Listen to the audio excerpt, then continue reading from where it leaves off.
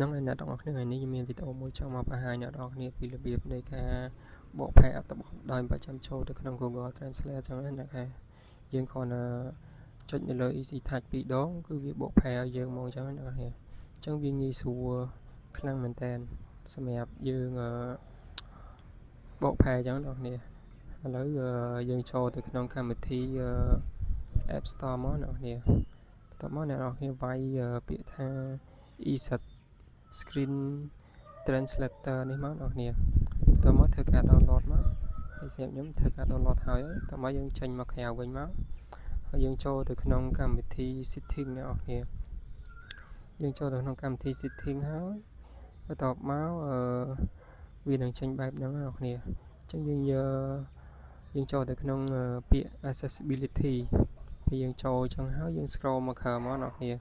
យើងរើពាក្យថា touch អ្នកគ្នាយើងចុចពាក្យ touch ហ្នឹងមកតើមកវាចេញបែបហ្នឹងយើងចុចពាក្យeasy touch អ្នកគ្នាចុច easy touch ហ្នឹងមកតើមកយើងនឹងឃើញពាក្យ double tap អ្នកគ្នាអញ្ចឹងយើងចុចពាក្យ double tap ហ្នឹងមកយើង scroll មកក្រោម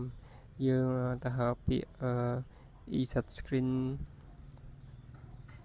translator អ្នកគ្នាអញ្ចឹងយើងចុចគ្រីសនៅលើហ្នឹងមក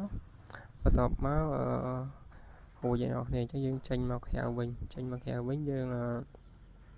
ចូលទៅបកប្រែអត្ថបទអ្នកគ្នាអញ្ចឹងយើងគ្រាន់តែ double click នៅលើ easy touch ពីរដងទៅវានឹងបកប្រែយើងអ្នកគ្នាអញ្ចឹងវីដេអូនេះមានតែប៉ុណ្្នឹងអ្នកគ្នាអរគុណច្រើន